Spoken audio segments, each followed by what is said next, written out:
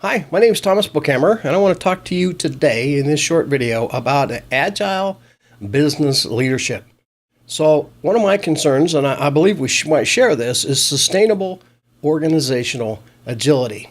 So, if you ever ask yourself how your leadership ability affects the way you get work done, how about within your organization? What influence does leadership ability have on your organizational agility? So we're going to drill down on these ideas in a Leaders Factor workshop in the morning of day one. So I'm going to walk through them pretty quickly in this video. I also want to add value to you at the end by sharing with you the leader's path. These are 4 actionable steps that you can take to start raising your leadership ability. So let's get started. This chart is the organizational agility. And what we're talking about here is aligning leadership ability.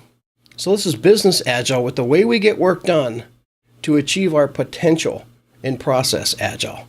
So we've done a pretty good job with this bridge, the bridge between the way we get work done and our potential, our process agile. So in business, some of the influences here are management, policies, systems, operations, frameworks. These are things we use in business to get work done and reach our potential. In our personal life, we have culture, education, relationships, our finances, our faith. So these are ways personally we use to get things done. All right, so let me ask you 3 questions. Can we get the results that we desire with process improvement alone? Can we reach our full potential with frameworks and management alone? And then lastly, can we achieve sustainable organizational agility through process agile alone? So we've been working on the process side. We have great frameworks. I want to talk to you about the Leaders Factor side. This is aligning business agile now with the way we get work done. Okay, so we're going to walk through this kind of quickly. There's 5 levels of leadership, and this is something we drill down in on the workshop. So I'm not going to go into it too deep here, but positional leadership is leveraging authority. And this is, I think, largely where a lot of our leadership comes from. Well, let's align these leadership levels with our process drivers.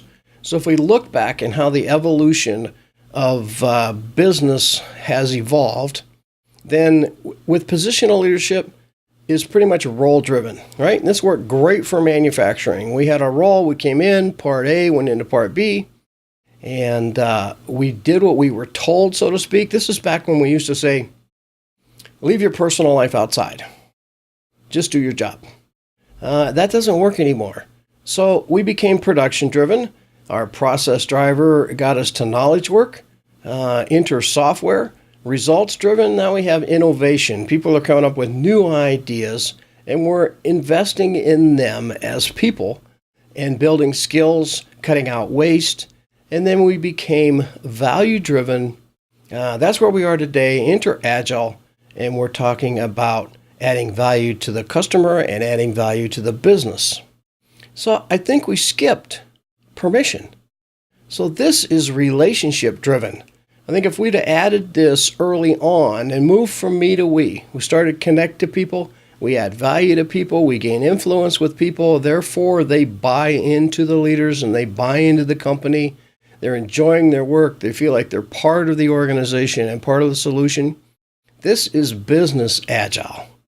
So my thinking is that this is how we're going to reach sustainable organizational agility, not just process agile. So let's look at the process factor. This is the way we get work done. I think we're reaching about half our potential. Why? Because we moved from manufacturing to knowledge. We did that pretty well. But we're still managing process, not leading people. We haven't yet moved from me to we on the business side. We're doing process agile pretty good. But what about business agile? And we're managing with policy instead of leading with questions. So I think leading with questions is so important. That's also a topic in the workshop. So what do we need to do? We need to raise our leadership ability. All right, so let's look at the leader's factor. What is your leadership ability? I think we're still largely positional. This is because we're working with titles, we're using authority, we're leveraging paychecks, due dates, we're trying to manage people instead of lead people. So if that's the case, leadership ability determines a person's level of effectiveness, then this is what our effectiveness looks like if we're a 1-5 leaders factor. If we're reaching half our potential and we're using positional leadership, this is what it looks like. So we need to raise our leadership ability. This is going to raise our level of effectiveness. What if we go up to permission? We start to build relationships.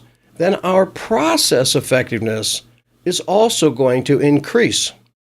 Why?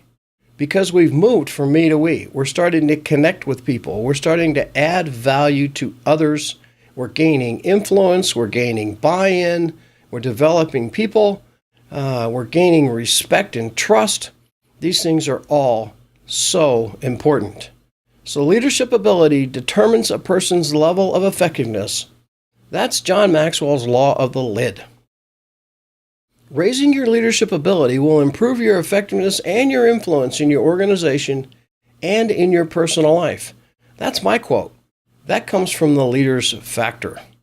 So to have greater influence with others, you need to add value to them. To add value, you need to connect with them. And to connect with them, you'll need to become others focused. These are the 4 steps. I'm calling this the leader's path. You move from me to we. You connect, you add value, and you gain influence. So let's take a look at this. Others focused, moving from me to we. It's not about me. We move from an inward focus to an outward focus. You take the focus off of yourself and on to others. Step 2, you need to connect with people. See, people don't care what you know until they know that you care. Step 3, we're adding value. We give to receive. If you first help people get what they want, they will help you get what you want. And then lastly, we have greater influence. The true measure of leadership is influence. Nothing more, nothing less. So I thank you. We touched on agile business leadership. This is part of the Leaders Factor workshop. We're talking about sustainable organizational agility. I want to thank you for allowing me to share these ideas. And I hope to see you in a workshop. Thanks again.